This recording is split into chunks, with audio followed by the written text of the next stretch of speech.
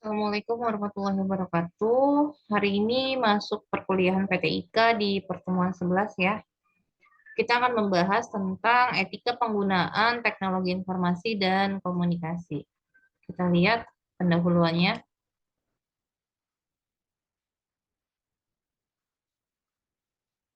Salah satu aplikasi yang ditawarkan dari teknologi informasi dan komunikasi ini adalah kemudahan dalam mengakses internet. Teknologi internet telah berkembang pesat menjadi museum maya, perpustakaan maya, dan juga pasar raya informasi maya yang paling besar di dunia. Internet sendiri bagaikan sebuah kampus ya yang lengkap melintasi berbagai disiplin ilmu karena banyak sekali ilmu-ilmu yang dari mana-mana ya, dari background pendidikan apapun ya, kebutuhan dan harapan, kemudian mudah dicari, interaktif, dan cepat dalam memberikan pelayanan. Saat ini internet dijadikan dasar pembangunan dunia informasi sedunia. Tim We Are Social Singapura baru-baru ini membuat slideshow yang memperlihatkan fakta dan statistik mengenai 2,5 miliar pengguna internet. Jadi cukup banyak sekali ya pengguna internet yang ada di seluruh dunia untuk saat ini. Dan terdapat 1,86 miliar pengguna aktif media sosial di seluruh dunia. Berarti hampir setengah dari pengguna internet itu adalah pengguna aktif dari media sosial.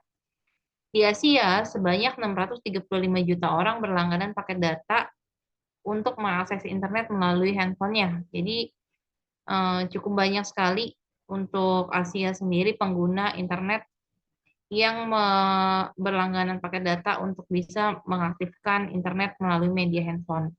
Dan untuk di Asia Tenggara ini, wilayah yang paling berpusat pada mobile dengan tingkat penetrasinya 109 juta %, di mana termasuk ke Indonesia ya.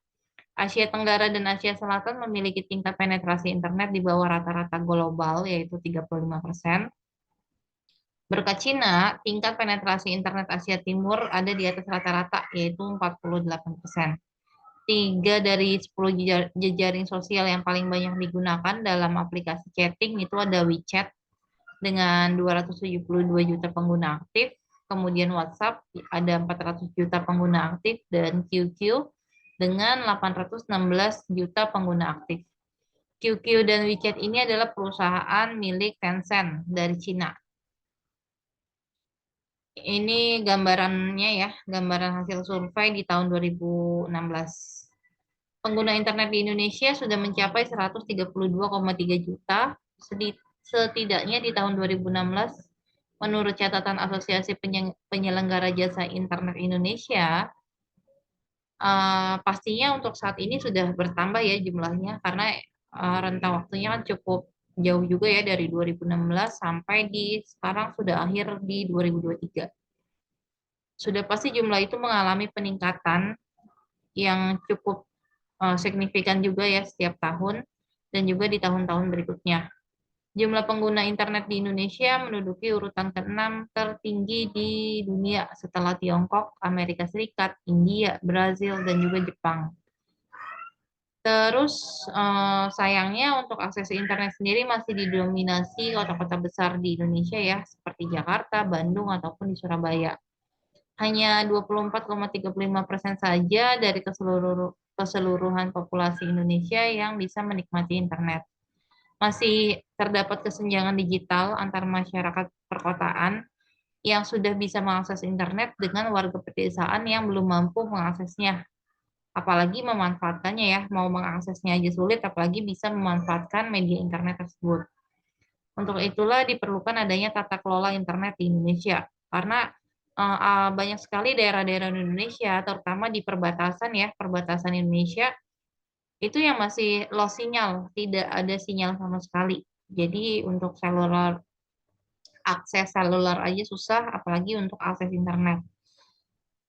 Makanya masih sangat diperlukan sekali untuk tata kelola pembangunan internet di seluruh Indonesia. Namun kehadiran internet juga perlu diwaspadai karena salah satu penelitian yang dilakukan oleh Metacrawler dalam waktu seminggu menunjukkan ketertarikan pengguna internet pada salah satu slide atau situs yang dikatakan dapat membawa perubahan ke arah yang negatif. Ini berdasarkan sampel pertanyaan yang diterima, yaitu ini. Jenis pertanyaannya yang berkaitan dengan seks, erotika, nude, pornografi, penthouse, adult, dan playboy. Ini rata-rata dengan jumlah penggunanya ya. Kesukaan pengguna untuk mengakses internet itu apa aja? Ternyata banyak sekali yang memanfaatkannya untuk hal-hal yang negatif, yaitu dengan jenis pertanyaan seperti yang ada di sini. Nah, sebagai pengguna internet saat ini, kita apa yang harus kita lakukan? Apa yang harus bagaimana tata etika kita ya dalam berinternet itu seperti apa? Itu harusnya tetap diterapkan seperti kita melakukan kehidupan nyata, kehidupan sehari-hari. Kita harus ada batasan-batasannya, ada norma-normanya, ada aturan-aturannya. Sama di internet pun harusnya kita bisa menerapkan etika-etika yang baik yang untuk bisa berada di dalam dunia maya. Etika atau etik ini bermakna sekumpulan azas atau nilai yang berkenaan dengan akhlak, tata cara, yaitu ada adat, sopan santun, kemudian nilai mengenai yang benar dan salah, tentang hak dan kewajiban yang dianut oleh suatu golongan atau masyarakat. Sedangkan TIK, dalam konteks yang lebih luas, dia mencangkup semua aspek yang berhubungan dengan mesin, yaitu komputer, telekomunikasi, dan juga teknik yang digunakan untuk menangkap atau mengumpulkan, menyimpan, memanipulasi, menghantar, dan menampilkan suatu bentuk informasi. Komputer yang mengendalikan semua bentuk ide dan informasi memainkan peranan yang penting dalam pengumpulan, pemrosesan, penyimpanan, dan juga penyebaran informasi yang bisa berupa suara, gambar, teks, dan juga angka yang berasaskan mikroelektronik. Jadi ini semua berkaitan dengan TIK ya. Teknologi informasi bermakna menggabungkan bidang teknologi seperti komputer, komunikasi, telekomunikasi, dan elektronik, dan bidang informasi kayak data, fakta, dan juga proses kejadian ya, itu berkaitan dengan informasi. Jadi etika dari TIK ini adalah sekumpulan azas atau nilai yang berkenaan dengan akhlak, tata cara, nilai mengenai yang benar dan salah, hak dan kewajiban tentang TIK yang dianut oleh suatu golongan atau masyarakat dalam pendidikan. Untuk menerapkan etika dari TIK ini diperlukan terlebih dahulu untuk mengenal dan memakai prinsip yang terkandung di dalam TIK tersebut. Nah, jadi ada batasan-batasannya ya, ada aturan-aturannya, tata caranya, ada kita harus tahu mana yang benar dan mana yang salah. Kita harus tahu hak dan kewajiban kita dalam menggunakan atau memanfaatkan teknologi informasi dan telekomunikasi ini. Beberapa hal yang harus kita ketahui, yang pertama adalah tujuan dari teknologi informasi. Apa tujuannya? Yaitu memberikan bantuan kepada manusia untuk menyelesaikan masalah, menghasilkan kreativitas untuk membuat manusia lebih bermakna jika tanpa menggunakan teknologi informasi dan aktivitasnya. Jadi tujuannya harus tahu nih, tujuan penggunaan teknologi itu apa? Yaitu tujuannya adalah membantu kita untuk menyelesaikan masalah, membantu kita untuk membuat atau menghasilkan sebuah kreativitas, membantu kita untuk lebih bermakna, untuk lebih menghasilkan sesuatu yang bernilai atau bermanfaat. Prinsip dari high touch ya, high tech dan high touch yaitu bergantung kepada teknologi tercanggih. Lebih penting kita menimbang aspek high touch ya, yaitu manusianya. Menyesuaikan teknologi informasi dengan kebutuhan manusia. Jadi bisa dikatakan etika dalam penggunaan ICT ini adalah perbuatan manusia yang dipandang berperilaku nilai baik dalam penggunaan informasi, komunikasi dan teknologi, atau istilah bahasa Indonesianya teknologi informasi dan komunikasi. Etika dalam penggunaan teknologi apa saja? Yang pertama, menggunakan TIK itu untuk hal-hal yang bermanfaat, yang membantu kita dalam menyelesaikan masalah atau dalam pekerjaan kita sehari-hari. tidak membajak, menyalin atau menggadahkan tanpa seizin pemilik hak paten, yaitu berkaitan dengan hak cipta, ya. Kalau sekarang banyak sekali justru link-link atau aplikasi-aplikasi yang digunakan untuk memberikan apa ya, kayak misalnya film ya, film-film yang dikasih link biasanya di Telegram banyak nih ya, itu kan melanggar hak cipta, sama aja seperti kalau zaman dulu tuh ada kaset bajakan, CD bajakan. Nah sekarang lebih digital lagi ya, lebih teknologinya lebih canggih dalam bentuk digital, dikasih link buat nonton misalnya kayak eh, drama-drama ya terbaru sekarang dikasih link di Telegram. Nah, itu kan melanggar hak cipta. Yang harusnya kita nontonnya di aplikasi-aplikasi berbayar kayak misalnya di video.com, Netflix. Nah, tapi masih banyak orang-orang yang cari tontonan gratisan itu. Padahal mereka yang menghasilkan karya tersebut kan butuh uang, waktu, menghabiskan tenaga. Masa kita nggak bisa mengapresiasi apa yang sudah mereka lakukan gitu. Mereka membuat hiburan untuk menghibur kita ya, sudah pasti harusnya kita memberikan apresiasi dengan cara menonton dengan aplikasi yang memiliki izin ya, izin resmi. Kemudian tidak mengubah, mengurangi atau menambah hasil karya orang lain. Jadi kalau misalnya banyak sekali yang di lagu, misalnya ya pencipta-pencipta lagu mungkin yang karya-karyanya dijiplak ya atau ditiru oleh orang lain. Nah ini tidak boleh, tidak menggunakan perangkat lunak untuk suatu kejahatan, kayak misalnya yang melakukan pembobolan situs, penyebaran virus. Nah itu nggak boleh, tidak boleh menggunakan perangkat lunak untuk kejahatan karena bisa merugikan orang lain. Tidak memasukkan dan menyebarkan hal-hal yang bersifat pornografi, kekerasan, dan juga merugikan orang lain. Menggunakan perangkat lunak yang asli, menjunjung tinggi hak kekayaan intelektual ya atau haki, misalnya pencantuman URL website yang menjadi referensi tulisan kita baik di media cetak atau elektronik. Jadi kalau kalian nanti pada saat pembuatan tugas akhir atau skripsi kalian mencantumkan teori-teori dalam tugas akhir kalian, kalian mencantumkan apapun ya yang di dalam tugas akhir atau skripsi kalian, harus mencantumkan sumbernya dari mana atau penulisnya, penciptanya siapa, itu harus wajib harus dicantumkan. Tidak memasukkan, tidak memasuki sistem informasi orang lain secara ilegal ya. Misalnya kalian yang banyak sekarang terjadi WhatsApp ya yang dihack, eh, nomor WhatsApp kita dihack dengan profil kita, tiba-tiba orang WA ke kontak kita, entah itu minjem uang ataupun share link ya yang sifatnya akan merugikan. Nah, itu tidak boleh. Termasuk juga kadang media sosial ya, entah itu Facebook, Instagram, itu bisa dihack sama orang lain ya, dimasuki sama orang lain untuk melakukan hal-hal yang bisa merugikan diri kita sendiri. Nah, itu tidak diperbolehkan. Tidak memberikan user ID dan password kepada orang lain untuk masuk ke dalam sebuah sistem.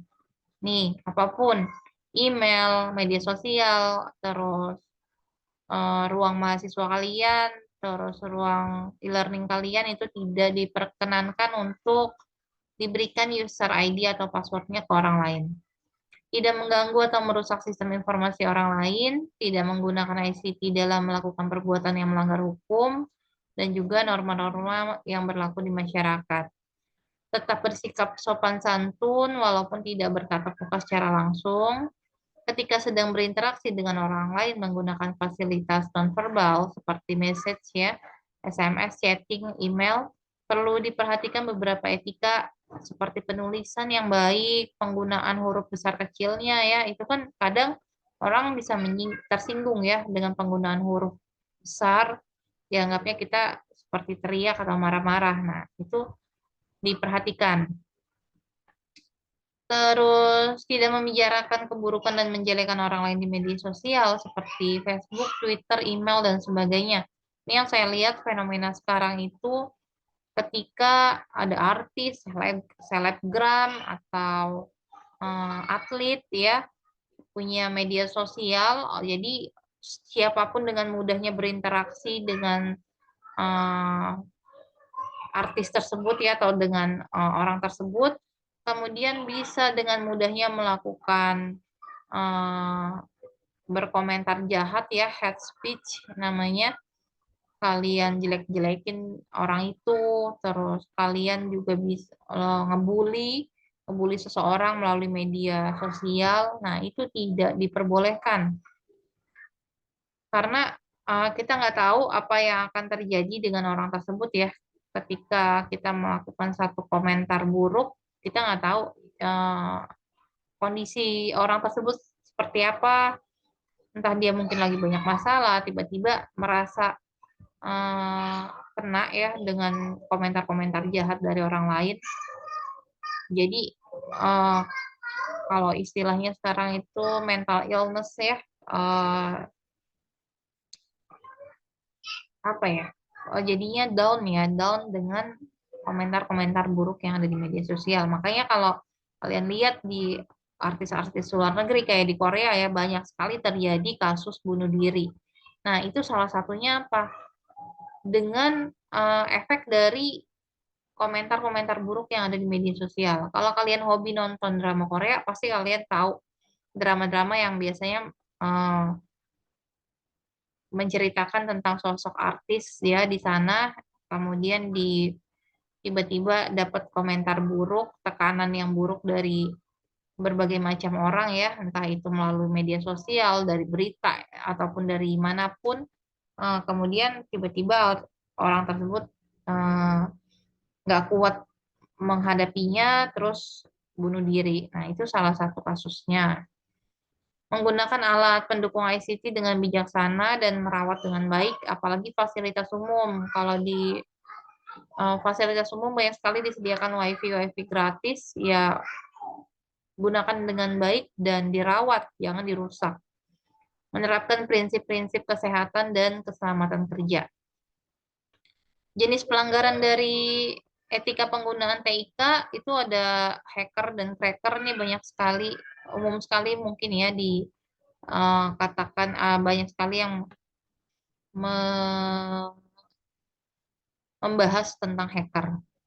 Kata hacker pertama kali ini muncul dengan arti positif, yaitu dia menyebut seorang anggota yang memiliki keahlian dalam bidang komputer yang lebih baik ketimbang yang telah dirancang bersama. Jadi sebenarnya hacker ini tadinya artinya itu positif, yaitu orang yang punya keahlian lebih di bidang komputer dibandingkan dengan yang lain.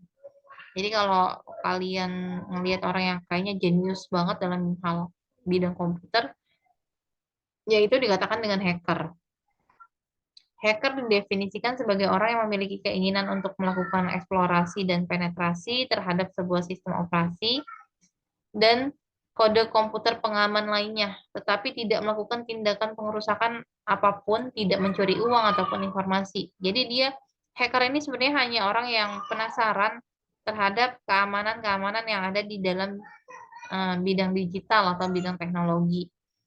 Dia hanya sekedar ingin eh, membobol aja atau sekedar masuk ke rumah orang lain tanpa izin gitu. Gimana caranya? Ibaratnya ada sebuah aplikasi, ada sebuah sistem yang dijaga dengan baik ya, dengan ketat. Gimana caranya dia bisa masuk ke dalam sistem tersebut, tapi dia tidak melakukan apapun, tidak merusak, tidak mencuri, tidak mengambil apapun. Nah, itu adalah hacker. Sedangkan cracker ini adalah sisi gelap dari hacker. Dia mampu untuk melakukan pembobolan dan melakukan pencurian, baik itu uang, data, informasi. Jadi yang melakukan kejahatan itu sebenarnya cracker, melakukan berbagai macam kerusakan dan sesekali waktu juga melumpuhkan seluruh sistem komputer. Untuk penggolongan hacker dan cracker, di sini ada recreational hacker, yaitu kejahatan yang dilakukan oleh netter tingkat pemula untuk sekedar mencoba kekurangan kekurang handalan sistem sekuritas suatu perusahaan. Jadi hanya sekedar pengen ngetes ya, kekurangan dari security system itu apa. Nah, dia pengen tahu hanya itu. Cracker atau di sini criminal minded hacker yaitu pelaku memiliki motivasi untuk mendapatkan keuntungan finansial secara keuangan ya, sabotase dan melakukan pengerusakan data. Tipe kejahatan ini dapat dilakukan dengan banyak orang dalam, biasanya dari orang dalam perusahaan tersebut. Political hacker yaitu aktivis politis ini melakukan pengerusakan terhadap ratusan situs web yang mengkampanyekan programnya. Bahkan tidak jarang juga digunakan untuk menempelkan pesan untuk mendiskreditkan lawannya. Kemudian ada denial of service attack atau DOS attack. DOS attack ini adalah usaha untuk membuat suatu sumber daya komputer yang ada tidak bisa digunakan oleh pemakai. Jadi melumpuhkan sumber daya yang ada, baik itu komputernya, atau ke servernya, internetnya. Nah, itu dilumpuhkan sehingga tidak bisa digunakan. Itu adalah DOS attack. DOS attack ini ditandai dengan suatu usaha eksplisit dengan penyerangan untuk mencegah para pemakai memberi bantuan dari penggunaan jasa tersebut. DOS attack punya dua format umum, yaitu dia biasanya memaksa komputer dari korbannya untuk mereset atau korban tidak bisa lagi menggunakan perangkat komputer seperti yang diharapkan. Terus juga menghalangi media komunikasi antara pemakai dan korban sehingga mereka tidak bisa lagi berkomunikasi. Jadi ini adalah DOS attack. Ada juga pelanggaran piracy. Piracy ini adalah pembajakan ya perangkat lunak atau software. Ini banyak banget sekarang ya, termasuk mungkin kita menggunakannya ya. Dari software yang kita gunakan nggak ada yang kita beli ya, harusnya beli tapi kita pakai yang bajakan. Nah ini harusnya tidak diperbolehkan. Memasukkan perangkat lunak ilegal ke hard disk, soft filing, pemakaian lisensi melebihi kapasitas, penjualan CD-ROM ilegal, penyewaan perangkat lunak ilegal, ataupun download ilegal. Ini ada namanya adalah piracy. Ada fraud, ini kejahatan manipulasi informasi dengan tujuan mengeruk keuntungan yang sebesar-besarnya. Biasanya kejahatan yang dilakukan adalah memanipulasi informasi keuangan. Contoh yaitu situs lelang fiktif yang melibatkan berbagai macam aktivitas yang berkaitan dengan kartu kredit. Jadi kita sudah bertransaksi di salah satu situs, udah share data informasi kartu kredit kita, sudah masuk foto, sudah masuk gitu ya biayanya ke billing, ternyata itu situsnya situs ilegal atau situs fiktif. Jadi nggak ada sebenarnya, tapi uang kita udah keambil. Nah ini fraud. Kemudian ada gambling, perjudian, tidak hanya dilakukan secara konvensional, tapi juga ada yang namanya perjudian online. Ini udah wah, banyak sekali ya sekarang ya. Dan kegiatan ini dapat diputar kembali di negara yang merupakan tax haven seperti Cayman Island yang merupakan surga bagi money laundering. Jadi jenis online gambling itu ada online casino, online poker. Ini yang sekarang di Indonesia juga banyak ya. Dan atau di Kamboja banyak sekali. Kalau Indonesia kan ini ilegal. Jadi eh, ini udah banyak sekali makan korban ya judi online. Biasanya untuk yang laki-laki, yang cowok-cowok, tolong hati-hati jangan sampai kalian kemakan eh, perjudian online ini. Karena dari informasi yang saya dapat ya, judi online tuh sebenarnya itu bisa disetting untuk si penggunanya atau anggotanya menang atau kalah itu biasanya dari bosnya yang ngatur. Jadi ada stafnya yang kerja di sana ya di kantor judi online itu, nanti mereka yang ngatur nih anggota ini dimenangin atau enggak. Nah itu eh, udah diatur lah. Jadi kalau kalian menang itu sebenarnya bukan keberuntungan, tapi memang kalian dikasih menang sama bos judi online itu. Terus kenapa dikasih menang ya? Supaya kalian mau eh, mempertaruhkan uang yang lebih lagi karena udah menang sekali biasanya orang kan oh gue pengen coba lagi nih. Nah, itu untuk hal-hal seperti itu. Makanya banyak sekali yang giliran udah jumlah uangnya udah banyak yang dipertaruhkan tiba-tiba kalah. Nah, itu karena ya memang diatur sama si pemilik judi online tersebut. Mobile gambling merupakan perjudian dengan wireless device seperti PDA, wireless tablet PC, eh, beberapa kasino online dan poker online menawarkan pilihan mobile ya. Ini adalah mobile gambling, sama ya, ini juga perjudian. Terus pornografi dan pedofilia. Ini yang wah banyak banget kasusnya dari dulu sampai sekarang ya. Pornografi merupakan jenis kejahatan dengan menyajikan bentuk tubuh tanpa busana, erotis, dan kegiatan seksual lainnya dengan tujuan merusak moral. Sedangkan pedofilia ini adalah kejahatan dari penyimpangan seksual yang lebih condong ke arah anak-anak. Jadi dua-duanya tidak diperbolehkan. Data forgery, kejahatan ini dilakukan dengan tujuan memalsukan data pada dokumen-dokumen penting yang ada di internet, dan biasanya dokumen ini dimiliki oleh institusi atau lembaga yang memiliki situs berbasis web database. Dokumen tersebut disimpan sebagai scriptless dokumen dengan menggunakan media internet. Kejadian ini biasanya diajukan untuk dokumen e-commerce. Ini berkaitan dengan pemalsuan dokumen secara digital.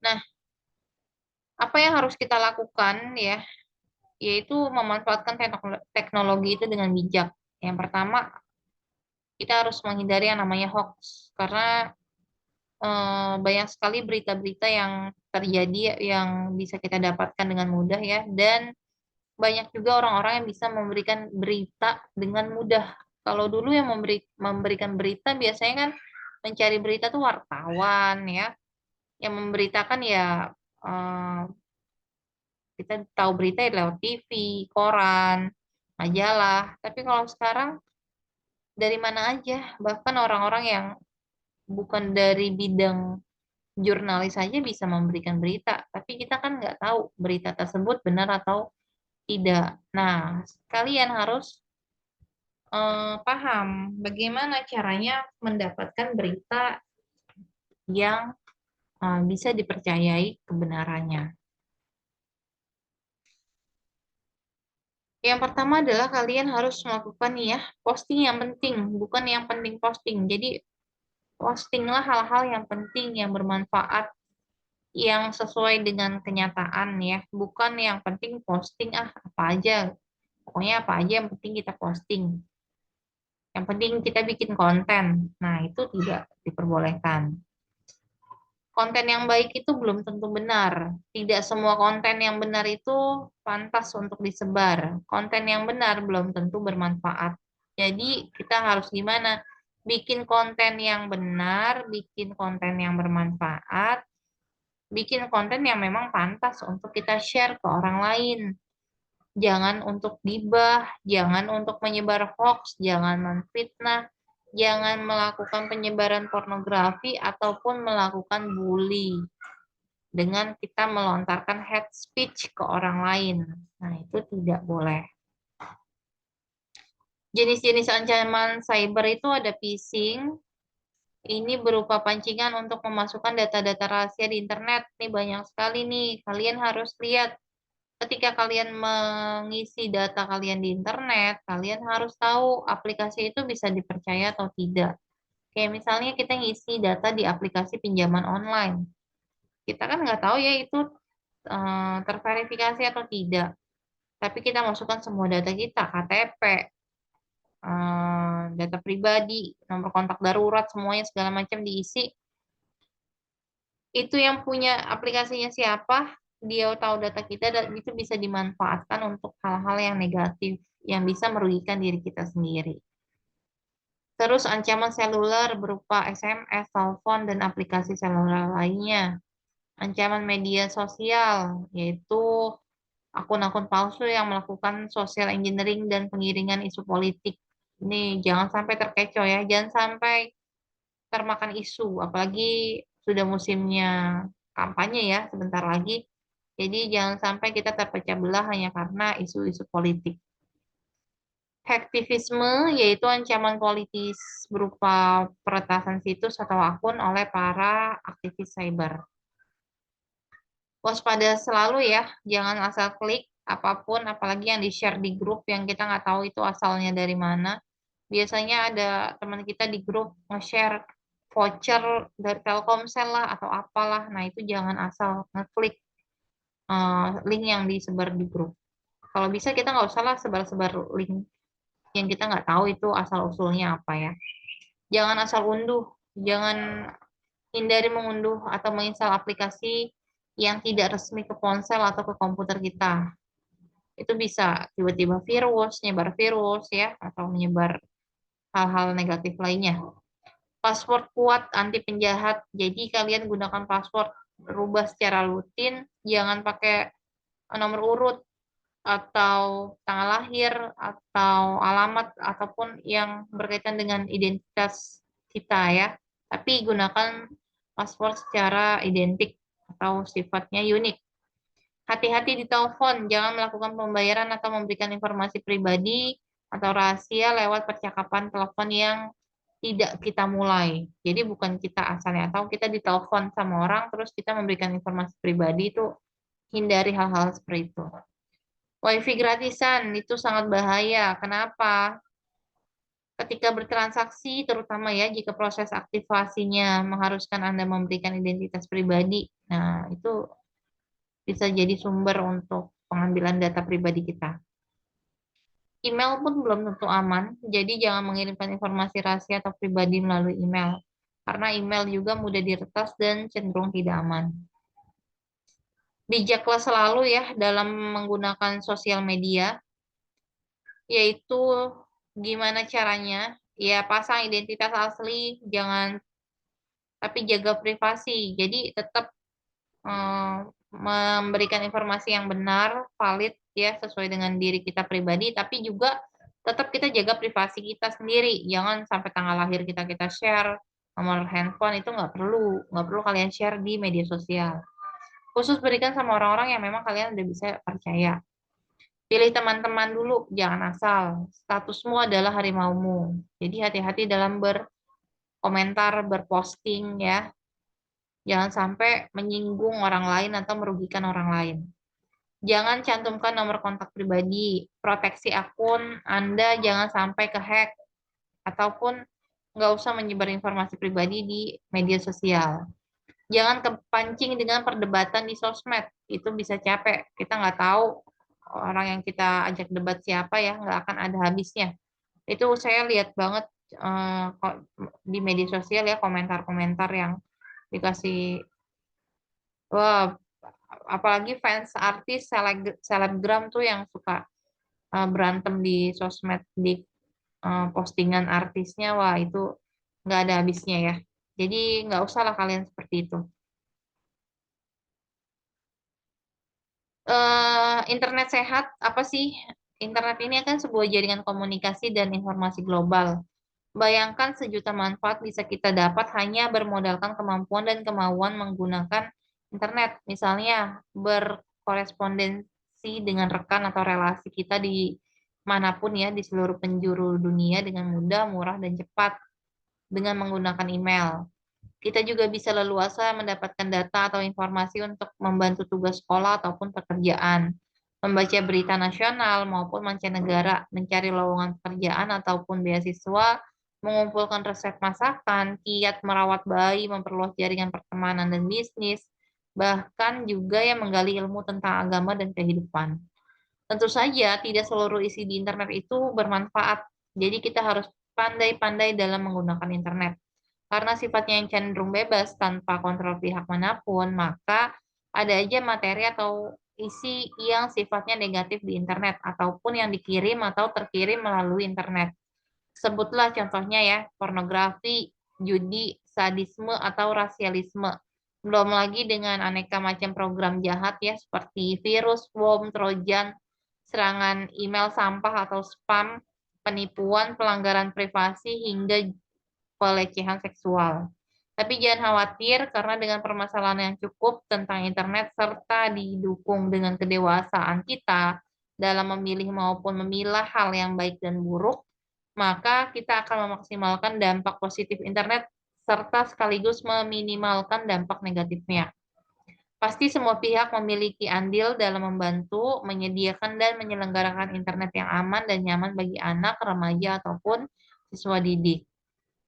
Nah, sebagai orang tua harus mendampingi anaknya ketika mereka bereksplorasi di internet ya, terutama di rumah. Guru harus selalu membimbing siswa didiknya agar bisa menggunakan internet dengan baik saat berada di sekolah. Komunitas termasuk pengelola warnet, pelaksana program ekstrakurikuler, lembaga pelatihan, dan sebagainya harus bahu-membahu mengedukasi masyarakat tentang internet sehat.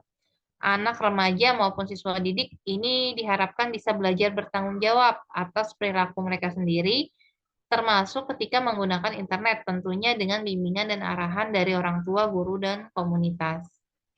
Nah, untuk itulah maka program internet sehat yang digagas oleh Yayasan Center for ICT Studies ya, kini dalam bentuk buklet atau dukungan program Excel Care dari PT Pratama Excelindo bertujuan mengajak kita bersama agar menjadi lebih paham dan peduli dengan sehatnya internet kita. Jadi kita harus tahu batasan-batasan bagaimana kita harus berinternet dengan baik dan benar tanpa merugikan orang lain dan juga menghindari hal-hal yang bisa merugikan diri kita sendiri. Oke, itu aja materi dari saya untuk hari ini. Kurang lebihnya saya mohon maaf. Saya akhiri. Wassalamualaikum warahmatullahi wabarakatuh.